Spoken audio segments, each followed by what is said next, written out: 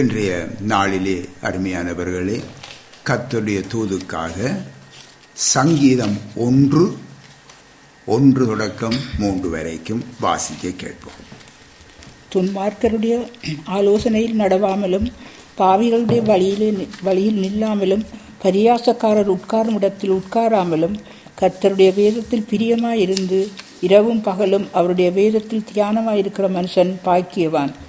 அவன் நீர்க்கால்களின் ஓரமாய் நடப்பட்டு தன் காலத்தில் தன் கனியை தந்து இலை உதிராதிருக்கிற மரத்தைப் போல் இருப்பான். அவன் செய்வதெல்லாம் வாய்க்கும்.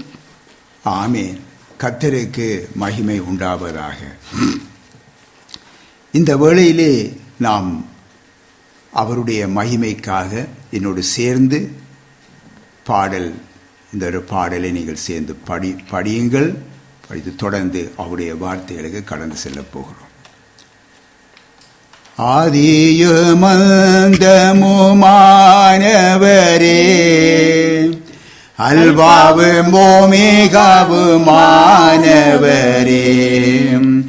ஆதியுமந்தமுமானவரே, அல்வாவும் ஓமேகாவுமானவரே,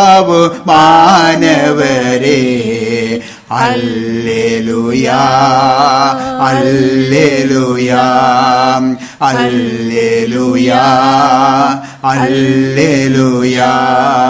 பரிசுத்தர் பரிசுத்தர் பரிசுத்தரே, சேனைகளில் கர்த்தர் பரிசுத்தரே. பரிசுத்தர் பரிசுத்தர் பரிசுத்தரே, சேனைகளில் கர்த்தர் பரிசுத்தரே. அல்லேலூயா அல்லேலூயா அல்லேலூயா அல்லேலூயா. பரிசுத்த பலியாய் வந்தவரே, எங்களுக்காய் பலியானவரே. பரிசுத்த பலியாய் வந்தவரே, எங்களுக்காய் பலியானவரே. அல்லேலூயா அல்லேலூயா அல்லேலூயா அல்லேலூயா அல்லேலூயா அல்லேலூயா அல்லேலூயா அல்லேலூயா. அருமையான கர்த்தருடைய பிள்ளைகளே, இப்பொழுது நீங்கள் வாசிக்க கேட்ட இந்த தேவ வார்த்தையிலே தேவ ஆசீர்வாதங்களை பெற்று பாக்கியவான்களாய் வாழுவதற்கான ஆலோசனைகளை பரிசுத்த ஆவியானவர் நமக்கு தந்துதவுகிறார். ஒரு தேவனுடைய பிள்ளை துன்மார்க்கருடைய ஆலோசனையிலே நடக்கக்கூடாது, பாவிகளுடைய வழியிலே நிற்கக்கூடாது, பரியாசக்காரர் உட்காரும் இடத்திலே உட்காரக்கூடாது.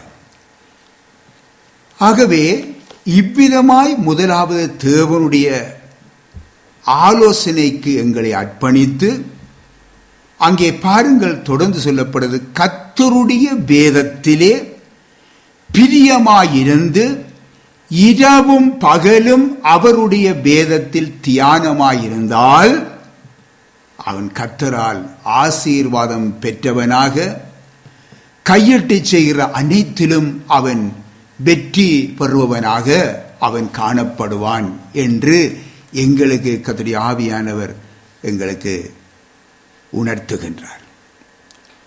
தேவனுடைய பிள்ளைகளில் சிலர் இன்றைக்கு கண்ணீர் வடிப்பவர்களாக காணப்படுகிறார்கள். வாழ்க்கையிலே போராட்டங்கள் நிறைந்தவர்களாக காணப்படுகிறார்கள். வேலை ஸ்தலங்களிலே போராட்டங்கள் நிறைந்தவர்களாய் காணப்படுகிறார்கள். இன்னுமாய் கையிலே நாங்கள் உழைத்து அவர்கள் வருமானத்தை பெற்றுக்கொண்டாலும் அந்த வருமானத்திலே ஒரு ஆசீர்வாதம் இல்லாதவர்களாய் காணப்படுகிறார்கள். வெறுமையான நிலையிலே அவர்கள் காணப்படுகிறார்கள். சமாதானம், சந்தோஷம் இல்லாதவர்களாக காணப்படுகிறார்கள். இன்னும் அவர்களுடைய பிள்ளைகளினாலே சந்தோஷம் இல்லை. அயலவர்கள் நண்பர்களினாலே சந்தோஷம் இல்லை. இப்படி ஒன்றோ பல வழிகளிலோ இன்றைக்கு நிம்மதி இழந்து காணப்படுகிற தேவனுடைய பிள்ளைகளையும் நாம் அறிவோம். அருமையானவர்களே, அவர்கள் என்ன செய்கிறார்கள்? மனுஷரிடத்திலே சென்று தங்களுடைய வேதனைகளை சொல்லி ஆறுதல் அடைவதிலே தங்கள் காலத்தை அவர்கள் கழிக்கிறார்கள். இன்னும் சிலர் பாருங்க, பாஸ்டரிடம் வந்து அல்லது பாஸ்டர் தங்களிடத்திலே வீட்டுக்கு வந்து ஜெபித்தால் அவர்களுக்கு ஒரு திருப்தி என்று நினைக்கிறார்கள். ஆனால் தேவன் நியமித்த பலிக்கு வராமல் பவுல் அப்போஸ்தலர் கூட இன்றைக்கு அவர் கல்லறையிலிருந்து எழுந்து வந்து கைகளை உங்கள் மேல் வைத்து அவர்கள் மேல் வைத்து ஜெபித்தாலும் தேவன் வைத்திருக்கும் அந்த மெய்யான ஆசீர்வாதத்தை அவர்களால் பெற்றுக்கொள்ள முடியாது. இதைத்தான் சொல்ல முடியும். நீதிமொழிகள் 10ஆம் அதிகாரத்தில் 22வது வருஷத்தை வாசிங்க. கர்த்தரின் ஆசீர்வாதமே ஐஸ்வரியத்தை தரும். கர்த்தருடைய ஆசீர்வாதமே ஐஸ்வரியத்தை தரும். அதனோடே அவர் வேதனையை கூட்டார். பின்ன ஆகவே கர்த்தருடைய ஆசீர்வாதம் தான். ஆனால் அதிலே அவர் வேதனைகளை கூட்டவே மாட்டார். கர்த்தருக்கு மகிமை உண்டாவதாக. தேவனுடைய பிள்ளைகளே, தேவன் தம்முடைய பிள்ளைகள் தமது ஆசீர்வாதத்தை பெற்றுக்கொள்ள வைத்திருக்கின்ற அந்த வழியிலே முதலாவது என்ன சொல்லப்படுகிறது? துன்மார்க்கருடைய ஆலோசனையிலே நடக்கக்கூடாது. யார் இந்த துன்மார்க்கர்? இதிலே 2 வகையாக நாங்கள் பார்க்க முடியும். முதலாவது வகை, அங்கே ஜோபு புஸ்தகத்திலே ஜோபு சொல்லுகிறார் பாருங்க, 9வது அதிகாரத்திலே 24வது வசனத்திலே, உலகம் துன்மார்க்கர் கையிலே விடப்பட்டிருக்கிறது என்று சொல்லி அங்கே எழுதப்பட்டிருப்பதை பார்க்கிறோம். உலகம் துன்மார்க்கர் கையிலே விடப்பட்டிருக்கிறது. பின் ஆகவே ரட்சிப்பு அடையாத மனுக்குலம் தேவனுடைய பார்வையிலே துன்மார்க்கர் தான். அதை மறுக்க முடியாது. ஏனென்றால் அவர்கள் பாவத்திலிருந்து விடுதலை பெறாதவர்கள். இன்றைக்கு மனுஷனுடைய பார்வையிலே அவர்கள் நல்லவர்களாக காணப்படலாம். மனுஷருடைய பார்வையிலே அவர்கள் புகழ் பெற்றவர்களாக காணப்படலாம். ஆனால் தேவனுடைய பார்வையிலே அவர்கள் துன்மார்க்கர். அதே வேளையிலே சங்கீதம் 119 155வது வசனத்திலே சொல்லப்பட்டிருக்கிறது, ரட்சிப்பு துன்மார்க்கருக்கு தூரமாயிருக்கிறதா. பார்த்தீங்களா? தேவனுடைய ரட்சிப்பு துன்மார்க்கருக்கு தூரமாக இருக்கிறார். அங்கே தொடர்ந்து சொல்லப்படும் பொழுது அவர்கள் உம்முடைய பிரமாணத்தை தேட மாட்டார்கள் என்றும் எழுதப்பட்டிருக்கிறது. இது துன்மார்க்கர். தங்கள் துன்மார்க்கத்திலே இருந்து விடுதலை பெற அவர்களுக்கு விருப்பமே இல்லை. அவர்கள் அந்த ஒரு வகையை சேர்ந்திருக்கிறார்கள். தேவனுடைய பிள்ளைகளை நாம் ஒவ்வொருவரும் முன்பு துன்மார்க்கத்திலே வாழ்ந்தோம். தேவன் தம்முடைய கிருபையினாலே அவருடைய இரக்கத்தினாலே நம்மை இந்த உலகத்திலே இருந்து பிரித்தெடுத்தார். நாம் உலகத்திலே தான் வாழுகிறோம். அவர் பிரித்தெடுத்து அவருடைய பிள்ளைகளாக ஏற்றுக்கொண்டுள்ளார். கர்த்தருக்கு மகிமை உண்டாவதாக. அருமையானவர்களே, மீனை பாருங்கள், கடலுக்குள்ளே தான் வாழுகிறது. உப்பு கடல், கடல் உப்பு அதற்குள்ளே தான் வாழுகிறது. ஆனால் அந்த உப்பு அந்த மீனை பற்றி கொள்ளையில. பார்த்தீங்களா? ஆகவே தேவனுடைய பிள்ளைகளை இந்த உலக, அதாவது நம்மை இந்த உலகத்திலிருந்து பிரித்தெடுத்து தம்முடைய பிள்ளைகளாக மாற்றியிருக்கிறார். ஆகவே உலகம் நம்மை ஆண்டு கொள்ள விடக்கூடாது. உலகத்துக்குள் நாம் போய்விடக்கூடாது. உலகம் நம்மிலே ஆளும்படி விட்டுவிடக்கூடாது. கர்த்தருக்கு மகிமை உண்டாவதாக. சரி, இது ஒரு துன்மார்க்கர். அடுத்ததாக இரண்டாவது வகையை நாங்கள் பார்க்கும் பொழுது சங்கீதம் 119:53 வாசிங்க. சரி, நான் வாசிக்கிறேன் பாருங்க. சங்கீதம் 119:53, உமது வேதத்தை விட்டு விலகுகிறவன் துன்மார்க்கன் என்று எழுதப்பட்டுள்ளது. உம்முடைய வேதத்தை விட்டு விலகுகிறவன் துன்மார்க்கன் என்று எழுதப்பட்டிருக்கிறது. அருமையானவர்களே, இது என்னது? அவன் ரட்சிப்படைந்தவன், ஆனால் அவன் வேதத்துக்கு, அவனுடைய தேவனுடைய வேதத்திற்கும் அவனுடைய வாழ்க்கைக்கும் எந்த விதமான சம்பந்தமும் இல்லை. நன்றா புரிந்து கொள்ளுங்க. இது அடுத்த துன்மார்க்கம்.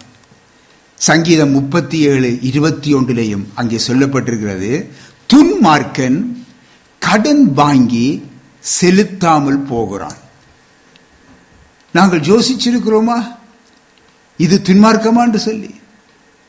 பாருங்க, கடன் வாங்கி செலுத்தாமல் ஒரு தேவனுடைய பிள்ளை காணப்படுவாயின் அவன் தத்துடைய பார்வையில் துன்மார்க்கனாய் மாறுகிறான். இந்த சொன்ன இந்த வகை துன்மார்க்கர் யார் என்று பார்க்கும் பொழுது இந்த உலகத்திலே வாழுகிறவர்கள் அல்ல. இவர்கள் ரட்சிப்பை பெற்று பின்மாற்றம் அடைந்தவர்கள். இந்த பின்மாற்றக்காரரை தான் குறித்து அப்போஸ்தலனாகிய பேதுருவின் 2வது நிருபத்திலே எழுதியிருப்பதை ஒரு வாசிப்போம். 2 பேதுரு 2ஆம் அதிகாரம் 20-22 வரைக்கும். கர்த்தரும் இரட்சகருமாயிருக்கிற இயேசு கிறிஸ்துவை அறிகிற அறிவினாலே உலகத்தின் அசுத்தங்களுக்கு தப்பினவர்கள் மறுபடியும் அவைகளில் சிக்கிக்கொண்டு ஜெயிக்கப்பட்டால் அவர்களுடைய பின்னிலைமை முன்னிலைமையிலும் கேடுள்ளதாயிருக்கும். அவர்கள் நீதியின் மார்க்கத்தை அறிந்த பின்பு தங்களுக்கு ஒப்புவிக்கப்பட்ட பரிசுத்த கற்பனையை விட்டு விலகுவதை பார்க்கிலும் அதை அறியாதிருந்தார்களானால் அவர்களுக்கு நலமாயிருக்கும். நாய் தான் கக்கினதை தின்னவும் கழுவப்பட்ட பன்றி சேற்றிலே புரளவும் திரும்பினது என்று சொல்லப்பட்ட மெய்யான பழமொழியின்படியே அவர்களுக்கு சம்பவித்தது. கர்த்தருக்கு மகிமை உண்டாவதாக. அருமையானவர்களே, தெளிவாக எங்களுக்கு சொல்லப்பட்டிருக்கிறது. இரட்சகர் இயேசு கிறிஸ்துவை அறிந்து உலகத்தின் அசுத்தங்களுக்கு தப்பி அவன் ஞான ஸ்நானம் பெற்று, அதாவது ரட்சிக்கப்பட்டவன், மீண்டும் அவன் துன்மார்க்க உலையிலே சிக்குவான் ஆயின் அவன் பின்மாற்றக்காரன்.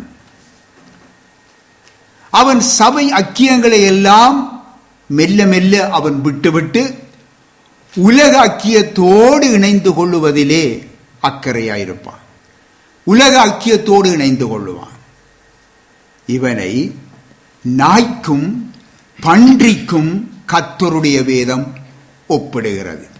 பின்னாகவே புரிந்து கொள்ள வேண்டும், உலகத்திலே வாழுகிற ஏனைய மக்கள் அல்ல, அந்த துன்மார்க்கர் அல்ல, தேவனுடைய பார்வையில் இருக்கிற அவர்கள் அல்ல, ரட்சிக்கப்பட்டு பின்மாற்றத்திலே போனவன் அவனை தேவனுடைய பார்வையிலே நாயாகவும் பன்றியாகவும் காணுகின்றார். ஏனென்றால் அது எப்பொழுதும் நாயானது கக்கினதை தின்னும், பன்றி மீண்டும் கழுவிய பன்றி மீண்டும் திருப்பி சேர்த்துக்கொள்ள புரளும். பின்ன இருக்க வாசியங்கள் எபிரேயரிலே 6ஆம் அதிகாரத்திலே 4 தொடக்கம் 6 வரைக்கும் இருக்க தயவு செய்து வாசிங்க. ஏனெனில் ஒரு தரம் பிரகாசிப்பிக்கப்பட்டும் பரம ஈவை ருசி பார்த்தும் ஆம் பரிசுத்த ஆவியை பெற்றும் தேவனுடைய நல்வார்த்தையையும் இனிவரும் உலகத்தின் பலன்களையும் ருசி பார்த்தும் மறுதலித்து போனவர்கள் தேவனுடைய குமாரனை தாங்களே மறுபடியும் சிலுவையில் அறைந்து தேவனுடைய குமாரனை மறுபடியும் அவர்கள் சிலுவையிலே அறைந்து அவமானப்படுத்துகிறபடியால் மனம் திரும்புவதற்கு ஏதுவாய் அவர்களை மறுபடியும் புதுப்பிக்கிறது கூடாத காரியம். நன்றாக புரிஞ்சு கொள்ளுங்க. அவர்களை திருப்பி மறுபடியும் அவர்களை திருப்புவது கூடாத காரியம் என்று சொல்லி இங்கே சொல்லப்பட்டிருக்கிறது. இப்படிப்பட்டவனுடைய வீட்டில சாபம் இருக்கிறதா? இப்படிப்பட்டவனுடைய வீட்டிலே சாபம் இருக்கிறது என்று சொல்லி நீதிமொழிகள் 3ஆம் அதிகாரம் 33ஆம் வசனத்திலே கூறுகிறது. பின்மாற்றக்காரன் கர்த்தருக்கு அருவருப்பானவன். பத்திரல. பின்னாகவே இந்த இரண்டாவது வகை துன்மார்க்கனை குறித்தே இங்கே சங்கீதம் 1ஆம் சங்கீதத்திலே முதலாவது ஆலோசனை துன்மார்க்கருடைய ஆலோசனையில் நடவாமல் என்று சொல்லி குறிப்பிடப்பட்டிருக்கிறது. இப்பொழுது நீங்கள் விளங்கி இருப்பீர்கள் என்று சொல்லி நினைக்கிறேன். பின்னாகவே அடுத்த தேவ ஆலோசனை பாவிகளுடைய வழியிலே நிற்காமல் என்று சொல்லி நாங்கள் பார்க்கிறோம். பாவிகள் யார்? இந்த உலகத்திலே அனைவரும் பாவிகள். ஒருவன் பாவத்தில் பிறந்ததினாலே அவன் பாவியாயிருக்கிறான் என்று சொல்லி நாம் அறிவோம். பின்ன பாவம் இல்லாமல் மாசு இல்லாமல் பிறந்தவர் யார் தெரியுமா? ஆம், கர்த்தருக்கு ஸ்தோத்திரம். ஆண்டவர் இயேசு கிறிஸ்து ஒருவர் தான். இந்த உலகத்திலே பாருங்க, இப்படி இருக்க இந்த உலகத்தில் ஒரு மத பிரிவினர் இயேசுவை பெற்ற மரியாளை மாசில்லாமல் பிறந்ததாக அவர்கள் கொண்டாடுகிறார்கள்.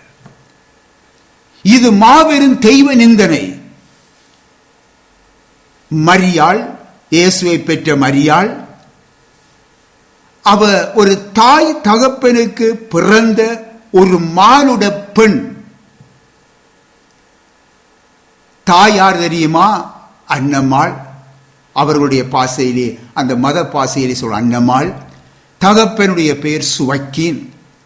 இதுக்கு பிறந்தவள் தான் அந்த மரியாள். பின்னாகவே அவள் ஒரு மானுட பெண், பாவத்திலே பிறந்தவள்.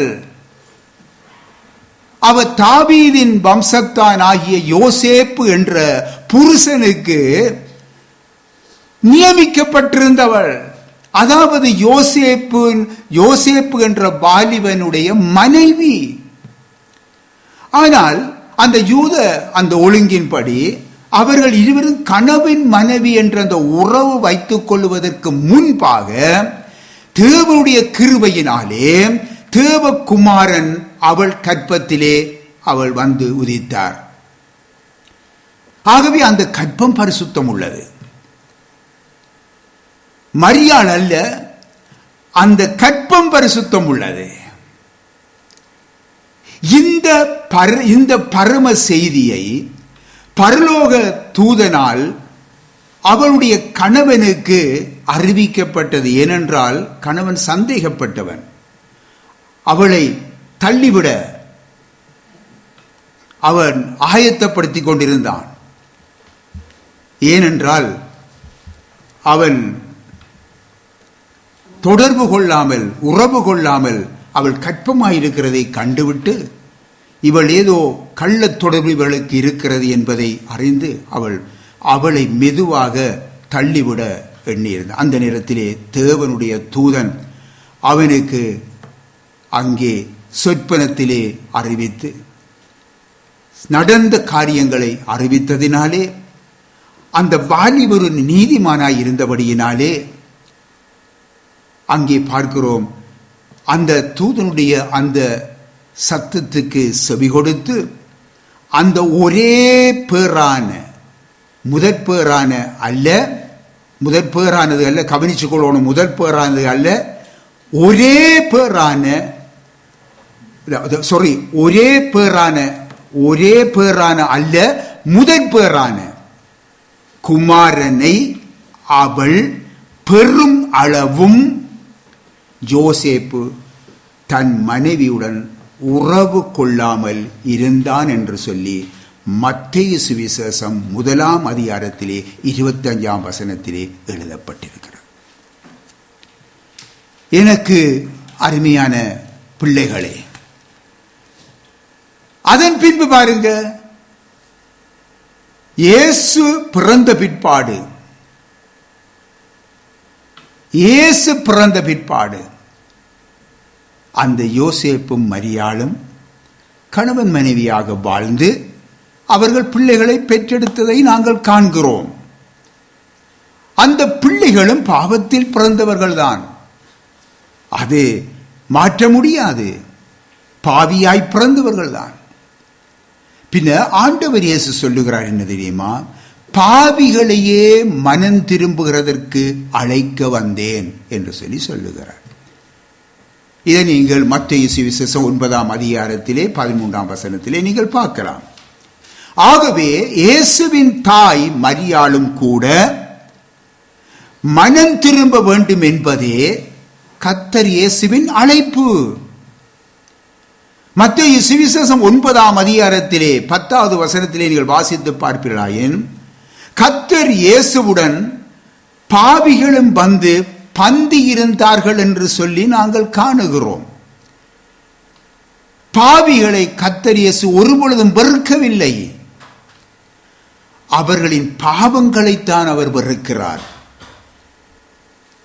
இந்த வேளையிலே கவனியுங்க, கர்த்தர் இயேசு பாவிகளை நேசித்தார், அதே வேளையிலே பாவிகளின் வழியிலே அவர் நிற்கவில்லை. இப்பொழுது புரிந்து கொள்ளுங்க, கானா ஊரிலே நடைபெற்ற கல்யாண வீட்டிலே மரியாளும் அங்கே இருக்கிறார், இயேசுவும் அவருடைய சீசர்களும் அங்கே இருக்கிறார்கள். அது ஒரு மனுக்குலத்துக்கு, அதாவது மானுட பிறவிகளுக்குள்ளே நடைபெறுகிற ஒரு கல்யாண வீடு.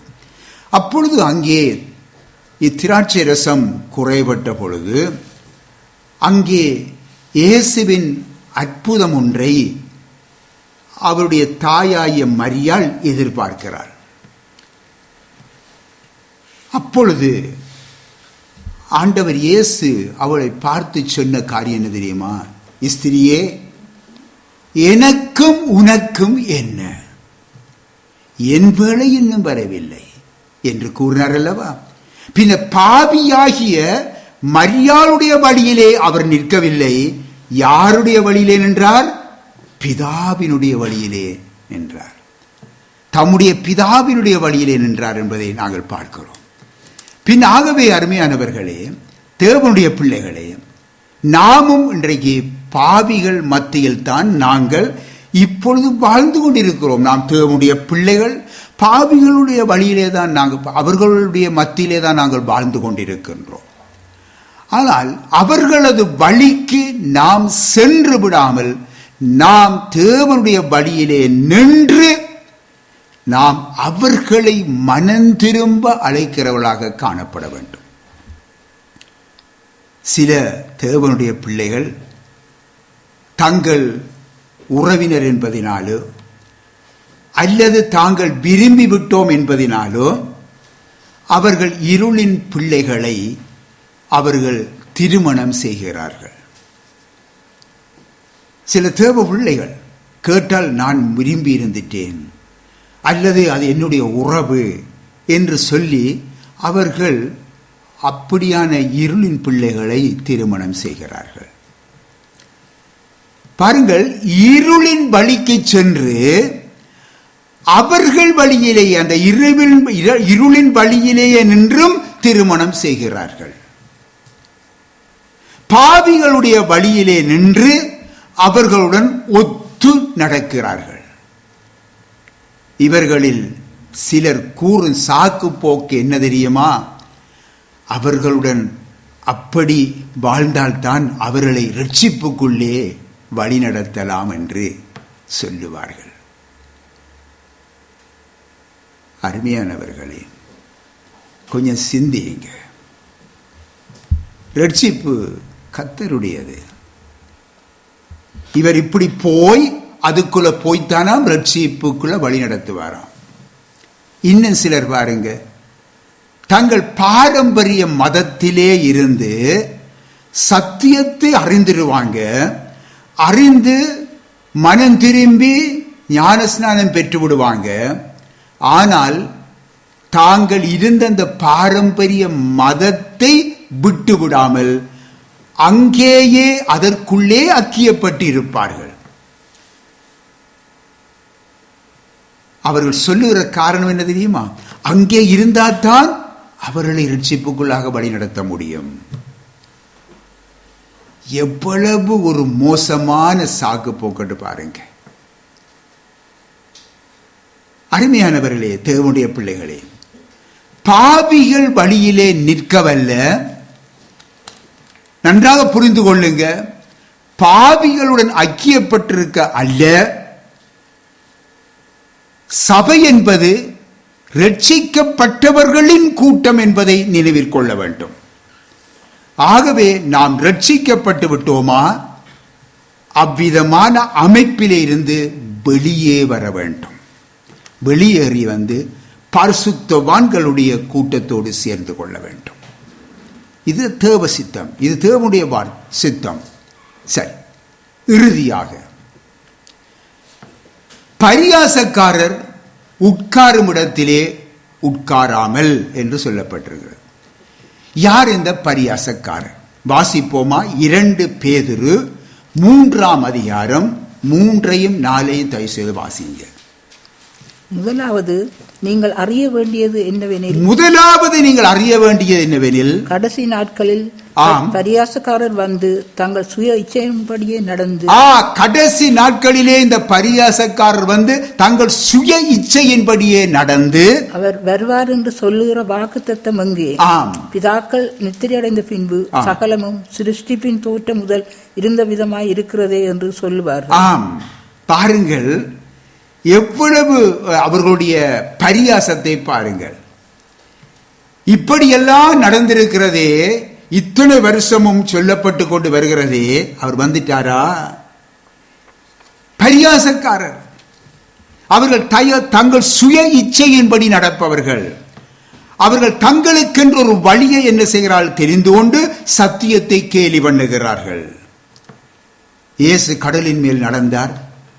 நீங்களும் நடப்போம் பார்ப்போம் என்று சொல்லி கர்த்தருடைய பிள்ளைகளுக்கு கேலி பண்ணுவார்கள். இயேசு வருகிறார் என்கிறீர்களே, ஏன் இன்னும் வரையில்லை என்று பேசுவாங்க. இதே பரியாசக்காரர் தான் அன்று இயேசுவின் தலையிலே முள்முடியை சூட்டி அவருடைய வலது கையிலே ஒரு கோலை கொடுத்து அவர் முன்பாக முழந்தாள் படியிட்டு யூதருடைய ராஜாவே வாழ்க என்று சொல்லி பரியாசம் பண்ணினார்கள். இந்த உலகத்திலே அருமையானவர்களே, ராஜாவாக பிறந்தவரும் ஆண்டவர் இயேசு கிறிஸ்து தான். இந்த உலகத்தில் வேறு யாருமே ராஜாவாக பிறக்க இல்லை. ஆனால் ராஜாவாக பிறந்தவர் ஆண்டவர் இயேசு கிறிஸ்து தான். அவரை எவ்விதமாக கேலி பண்ணினாங்க பார்த்தீங்களா? ஆனால் அவர்களோ அவரை இவ்விதமாக கேலி பண்ணின இந்த கூட்டம் இன்றைக்கும் இருக்கத்தான் செய்கிறது. அருமையானவர்களே, இன்னமாக பாருங்க, நாங்கள் பார்க்கிறோம், வேதலை பார்க்கும் பொழுது ஏரோதும் அவனுடைய போர்ச்சவரும் கூட இயேசுவை நிந்தித்து பரியாசம் பண்ணினார்கள் என்று சொல்லி கேலி பண்ணினார்கள். இயேசுவை சிலுவையிலே அறைந்த பிற்பாடும் அங்கே அதாவது பரியாசக்காரரினாலே அங்கே எவ்வளவு வேதனைப்பட்டார் என்பதை பாருங்க. நீ கிறிஸ்துவனால் சிலுவை விட்டு இறங்கி வா, அப்பொழுது நாங்கள் விசுவசிப்போம். இப்ப இவ்வளவு காலமும் அவருடைய வார்த்தையை கேட்டு விசுவசிக்க இல்லை. அவர் சிலுவையில் இருந்து இறங்கி வந்தால் நாங்கள் விசுவசிப்போமா? பரியாசம். இயேசு ஒரு சிலுவையிலே அறையப்பட்டிருந்த ஏனைய குற்றவாளிகளை பார்க்கும் பொழுது அவர்களில் சிலர் கூட அவரை பரியாசம் பண்ணினார்கள் நாம் பார்க்கிறோம். இன்றும் இதே பரியாசக்காரருடைய கூட்டம் இருக்கத்தான் செய்கிறது. அருமையானவர்களே, கர்த்தருடைய வீடு தேவனுடைய சபை என்று இன்றைக்கு கூறிக்கொள்ளுகிற இன்றைக்கு அநேகர் பாருங்க, அநேகம் உங்களுக்கு அதை விளங்கப்படுத்த வேண்டிய அவசியம் இல்லை. நீங்களே எல்லாரும் அறிந்திருக்கிறீங்க. கூத்துகள், ஆட்டங்கள், இதுகளுக்கு பஞ்சம் இல்லை. கேலிகள், தலைகளிலே கை வைத்து அமர்த்துறது, தலையிலே கை வைத்து தள்ளி விழுத்தாட்டுறது, இப்படியெல்லாம் சொல்லிக் கொண்டு போகலாம். இதெல்லாம் வேதத்திலே இல்லாத காரியங்கள். ஆகவே தேவனுடைய சபையை, கர்த்தருடைய வீட்டை அலங்கோலப்படுத்துகிற காரியங்கள். இன்னுமாக சில இடங்களில் ஊழியங்களை பார்க்கும் பொழுது சிரிக்க வேணும். வந்திருக்கிற எல்லாரும் சிரிக்க வேணும். சும்மா ஒருதன் ரோட்டால சிரிச்சு கொண்டு போறான்டா நாங்க என்ன சொல்லுறோம்? சிந்திச்சு பாருங்களேன். இப்போது சபைக்குள்ள பார்த்தா எல்லாரும் சிரிச்சு கொண்டு இருக்கிறாங்க. பாஸ்டரோடக்கும் சிரிக்கிறார், அவருடைய ஊழியக்காரரையும் சிரிக்கிறாங்க, வந்திருக்கிற விசுவாசிகளையும் சிரிக்க பண்றாங்க. எல்லாரும் சிரிக்கிறாங்க. எப்படியோ தெரியாது, அது நீங்க தான் தீர்மானிச்சு கொள்ளுங்க. சில பேர் பாருங்க, இங்க கோட்டை கழட்டி மேல் சட்டியை கழட்டி எறிவாங்க ஆக்களுக்கு மேல. இப்படி எல்லாம் இதை நான் சொல்ல வேண்டிய அவசியம் இல்லை. ஏனென்றால் நீங்கள் சகலதை நீங்க அறிந்திருக்கிறீங்க. அருமையானவர்களே, இவையெல்லாம் தேவனை பரியாசிக்கிறார்கள், பரியாசக்காரர்கள். தேவனுடைய சபை என்ற பெயரில், அருமையானவர்களே, தேவனுடைய ஊழியர் என்ற பெயரில் இந்த பரிசுத்த தேவனையும் அவருடைய பரிசுத்த சபையையும் அவர்கள் என்ன செய்கிறார்கள்? பரியாசம் பண்ணுகிறார்கள். இந்த கூட்டத்திலே உண்மையான தேவனுடைய பிள்ளைகள் இருக்கக்கூடாது. இதைத்தான் ஆண்டவர் சொல்றார். தேவனுடைய ஜனங்கள் உண்மையாக இருக்கக்கூடாது, அவர்கள் பக்தியிலே உட்காரக்கூடாது. இது ஆவியானவர் தருகின்ற ஆலோசனை. அருமையானவர்களே, பரியாசக்காரர் உட்காரும் இடத்திலே உட்காராமல் தேவ ஜனங்கள் தங்களை கர்த்தருக்குள்ளே காத்துக்கொள்ள வேண்டும்.